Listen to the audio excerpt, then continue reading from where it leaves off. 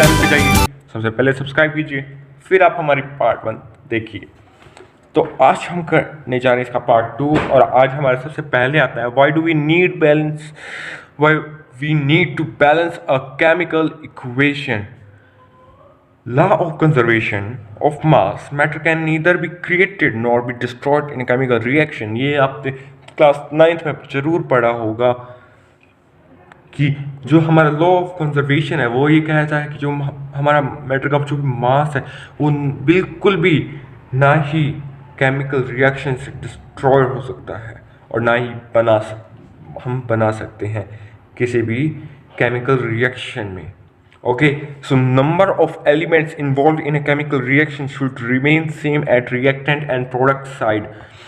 So numbers of elements, जो numbers हैं elements वो involve हो जाते हैं हमारे chemical reaction में और वे बिल्कुल सेम रहते हैं। जो हमारा जैसे हमने कोई भी केमिकल रिएक्शन किया उसमें जो भी नंबर से हमारा जो प्रोडक्ट आएगा उस नंबर के बराबर होंगे, यानी सेम होंगे, इक्वल में होंगे।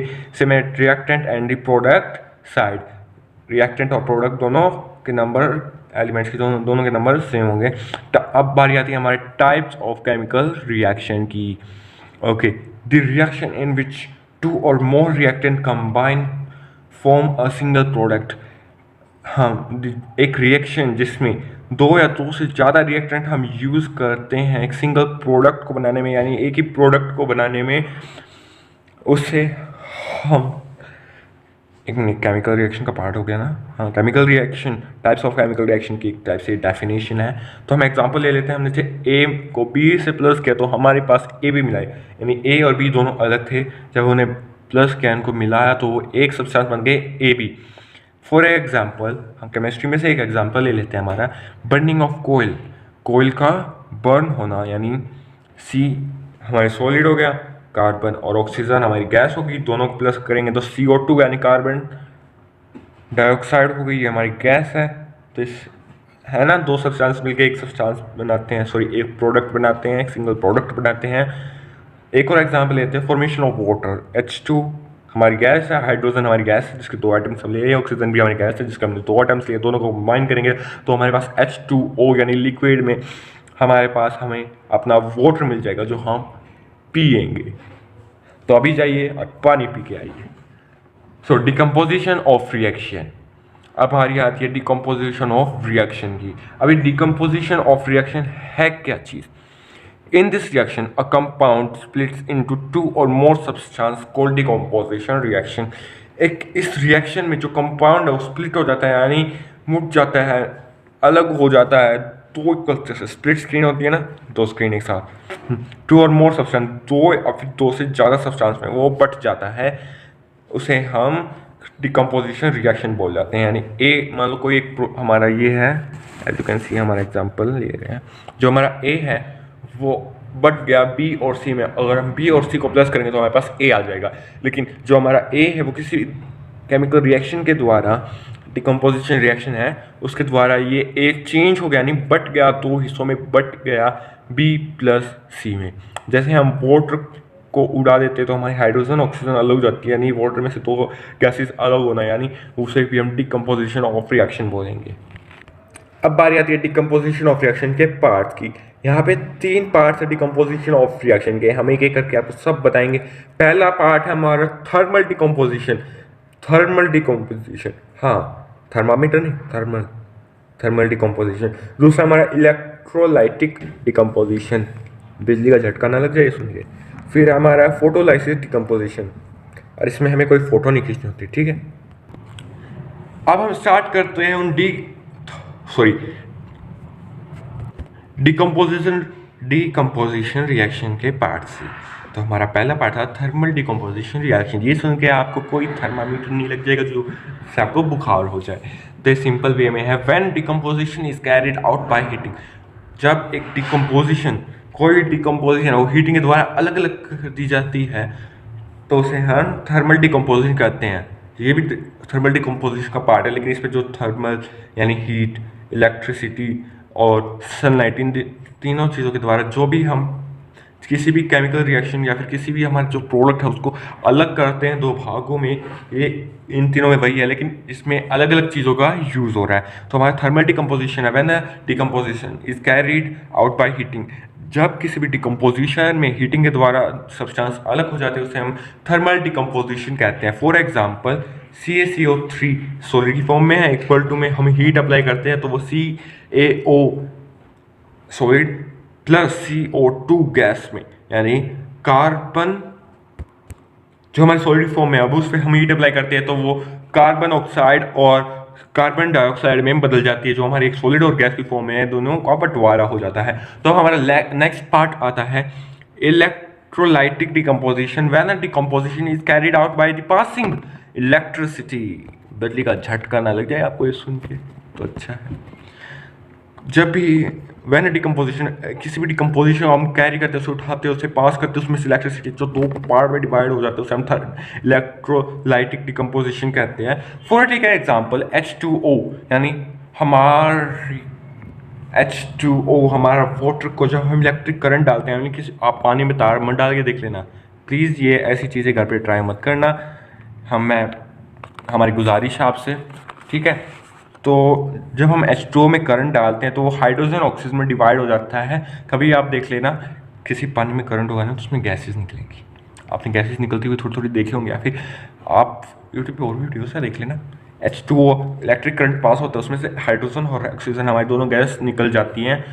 ओके, तो यही है इलेक्ट्रोलाइटिक डिकम्पोजिशन, बिल्कुल ईजी था। अब हमारी बारी आती है फोटोलाइसिस डिकम्पोजिशन की। जी हाँ, photolysis decomposition, when a decomposition is carried out in presence of sunlight, जब किसी भी डिकम्पोजिशन को सनलाइट में डालते हैं तो जब दो पार्ट्स में डिवाइड हो जाती है उसे हम फोटोलाइसिस डिकम्पोजिशन कहते हैं। कृपया इसे फोटोसिंथेसिस मत समझ लेना क्योंकि इससे कोई आपको फूड नहीं बनने वाला, ठीक है। तो जो हमारा आर्गन यानी Ag तो कोड होता है ना, नहीं आर्गन नहीं रहता यार होता है Ag प्लस Cl, जो हमारी सॉलिड फॉर्म उसमें सनलाइट डालते हैं तो Ag सॉलिड में और Cl2 सॉलिड में डिवाइड हो जाती है। Above reaction is used in black and white photograph, और जिसे हम वाइट एंड ब्लैक फोटोग्राफ में एग्जामिन करते हैं, ठीक है। डिस्प्लेसमेंट रिएक्शन, अब डिस्प्लेसमेंट रिएक्शन क्या की है, फिजिक्स पढ़ रहे हैं या फिर केमिस्ट्री, समझ में नहीं आ रहा, तो जो भी है। Displacement reaction, the reaction in which more reactive element displace less reactive element from its solution। जब एक रिएक्शन में which more reactive, जो बहुत रिएक्टिव एलिमेंट से डिस्प्लेस हो जाती है, और less reactive element from its solution, और वो लेस रिएक्टिव एलिमेंट उसके सॉल्यूशन से पास हो जाता है, तो हम डिस्प्लेसमेंट रिएक्शन कह देते हैं। जी हाँ, एक एग्जांपल देख लेते हैं फिर तो हम। Fe सॉलिड की फॉर्म में प्लस CuSO4 एक्वस की फॉर्म में। एक्वस क्या होता है मैंने पहले बताया था, क्या, जिसमें वाटर की प्रेजेंस ज़्यादा हो, जिसमें वाटर पानी की मात्रा बहुत ज़्यादा हो, उसे हम एक्वस बोल देते हैं। इक्वल टू में FeSO4 एक्वस, ये भी एक्वस निकला, प्लस HCU सॉलिड में। देखा अभी कैसे ये जो भी है, जो मोर रिएक्टिव एलिमेंट है जो लेस रिएक्टिव एलिमेंट से पास होता है उसी के सॉल्यूशन में तो हमारे पास ऐसे हो जाता है। जी हाँ, जैसे कि आप एक एग्जांपल देख सकते हैं, एक हमारे पास आयरन नेल है, जब हम उसे कॉपर सल्फेट, जी हाँ नीचे जो आप डायग्राम देख रहे हैं उसमें डालेंगे copper sulphate solution, test tube A है, यानी ये वाली जो टेस्ट ट्यूब है इसमें हम इस नेल को डालेंगे, बिल्कुल नया नेल है, ताज़ा ताज़ा अभी मार्केट से खरीद के लाए थे, है ना अभी बनाए। तो अब इसमें डालेंगे तो वो चेंज हो जाएगा एक ब्राउनिश कलर में, जिसमें से आपका जो आयरन नेल है taken from a copper sulphate solution, वो कॉपर सल्फेट सॉल्यूशन में से निकाल दिया जाएगा। तब उसमें क्या बचेगा, रिएक्शन मिक्सचर, जो टेस्ट ट्यूब जिसमें रिएक्शन मिक्सचर बचेगा, सारा सल्फेट लग जाएगा, सॉरी कॉपर लगाया, सल्फेट लगाया तो बाहर आएगा, तो उसका ब्राउन कलर हो जाएगा। जो हमारी टेस्ट ट्यूब का कलर था वो लाइट ग्रीन में चेंज हो जाएगा। ठीक है, आप समझ में आया, आई होप आपको समझ में आया होगा। अब बारी आती है डबल डिस्प्लेसमेंट रिएक्शन। अब डबल डिस्प्लेसमेंट रिएक्शन क्या होता है, a reaction in which a new compound are formed in mutual exchange of ions between two compound। जी हाँ सही सुना, अब कहोगे आयन, जाइए अपनी 9th की साइंस उठाइए, वहाँ पे एक्सरसाइज में भी आया था, सेकंड चैप्टर के सेकंड चैप्टर में भी आया था। चैप्टर उठाइए, है ना, मैं आपको अब 9th की नोटबुक तो नहीं पढ़ाने वाला।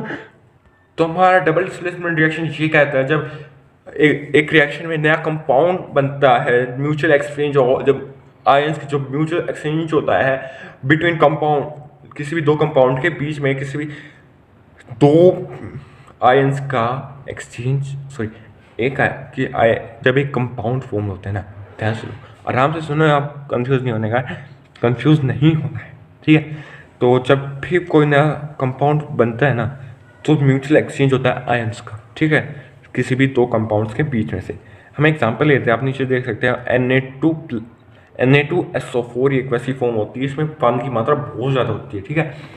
प्लस में यानी sodium sulphate, I mean Na2SO4 sodium sulphate, फिर प्लस में BaCl2 एक्वस की फॉर्म होती है, ये भी इसमें पानी की मात्रा बहुत ज़्यादा होती है, बैरियम क्लोराइड, जी हाँ बैरियम क्लोराइड। आई होप आप नीचे देख सकते होंगे साइड में कोने में, क्योंकि वो थोड़ा भीड़ में रख दिया मैंने। तो इक्वल टू में हमारे जो हमारा रिएक्शन करेंगे, इन दोनों को प्लस करेंगे, जो हमारे रिएक्शन में कंपाउंड बनेगा, जो आंसर आएगा हमारा वो है BaSO4 बैरियम सल्फेट। ये एक सॉलिड की फॉर्म होती है, बैरियम सल्फेट एक सॉलिड की फॉर्म में आ जाता है, ठीक है। 2NaCl सोडियम क्लोराइड, ये सोडियम क्लोराइड भी एक एक्वस की फॉर्म होती है, ठीक है, इसमें पानी की मात्रा बहुत ज़्यादा होती है, ओके, सोडियम क्लोराइड। अब आप ध्यान से देखोगे तो ये दोनों अलग हो गए हैं, जी हाँ, ये दोनों ये और ये अलग अलग चले गए हैं। ध्यान से देखो, Na2SO4 NSO4 BaSO4 यहाँ पे आ गया, ये दोनों मिल गए। फिर बारी आई NaCl2, वहाँ चले गए, यानी दो ये और ये अलग हो गए, और ये अलग हो गए, ठीक है।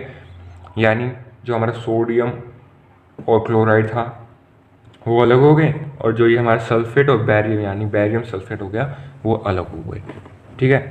तब बारी आती है हमारी बिल्कुल से एक और छोटी सी डेफिनेशन है जिसे हम प्रेसिपिटेट बोलते हैं। It is an insoluble solid that emerges from a liquid solution। I hope आपको इतनी इंग्लिश तो आती होगी, है ना। अब बारी आती है हमारी ऑक्सीडेशन एंड रिडक्शन की। ऑक्सीडेशन और रिडक्शन, ओह ये तो वही चिड़िया जो मेरे घर पे बैठती है सुबह के, ठीक है। ऑक्सीडेशन क्या होता है? Oxidation of oxygen to substance, the removal of hydrogen from a substance. Oxidation क्या होती है? किसी भी ऑक्सीडेशन में ऑक्सीजन आती है, ऑक्सीजन ऐड हो जाती है और हाइड्रोजन को बाहर फेंक दिया जाता है, लात मार के घर से बाहर निकल जाए यहाँ से, ठीक है। तो हमारी हाइड्रोजन बाहर चली जाती है, ऑक्सीजन अंदर आ जाती है, आ गई। फॉर एक एग्जाम्पल, हम एग्जाम्पल ले लेते हैं 2Cu + O2, तो ऑक्सीडेशन होगी तो ये 2CuO हो जाएगा, क्योंकि हमारी जो हाइड्रोजन थी हमने उसे लात मार के बिन ज़मीन जायदा पैसे सबसे अलग करके हमने उसे घर से बाहर फेंक दिया, है ना। अब बारी आती है हमारे रिडक्शन भैया के घर की कहानी। रिडक्शन भैया ये कहते हैं कि हम हाइड्रोजन को रखते हैं और ऑक्सीजन को बाहर फेंक देते हैं लात मार के, बिना कोई इज्जत के। चलो देख लेते हैं रिडक्शन भैया के घर की कहानी छोटी सी एग्जांपल से। तो CuO है, इसमें ऑक्सीजन है ना, प्लस H2 हाइड्रोजन। जब हम रिडक्शन होगा इसका तो Cu + H2O बचेगी, Cu और वाटर। ऑक्सीजन को तो हमने धक्के मार के बेचारे को अपनी ज़मीन जायदाद से बाहर निकाल दिया। क्या करेगा? क्या होगा उसका? क्या होगा ऑक्सीडेशन के घर से बाहर निकाले हुए हाइड्रोजन का और रिडक्शन के घर से बाहर निकाले हुए ऑक्सीजन का? बहुत दुख भरी कहानी है, बहुत। कोई बात नहीं, इस वीडियो को करते हैं अभी एंड, और नेक्स्ट पार्ट आपको हमारे चैनल पे कल मिल जाएगा, इसी वीडियो का, इसी चैप्टर का। और आई होप कल की वीडियो में ये चैप्टर पूरा हो जाएगा, या फिर परसों की वीडियो में ये चैप्टर पूरा हो जाएगा। नहीं, आपको नोट्स मिलेंगे, आपको एक्सरसाइज करवाई जाएगी, लेकिन वो थ्रोली रीडिंग, यानी आपके NCERT से मोटा उठाया हुआ मैंने आपको पढ़ा दिया आधे से ज़्यादा। जी हाँ, मैंने आपको आपके NCERT से उठाया माल आधे से ज़्यादा पढ़ा दिया, लेकिन मैं आपको नोट्स भी लिखवाऊंगा, आपको एस्ट्रॉन से पढ़ेंगे, दिनेश से पढ़ेंगे, NCERT भी पढ़ेंगे। एक बात बता दो, एडिशनल बुक के पीछे मत भागो।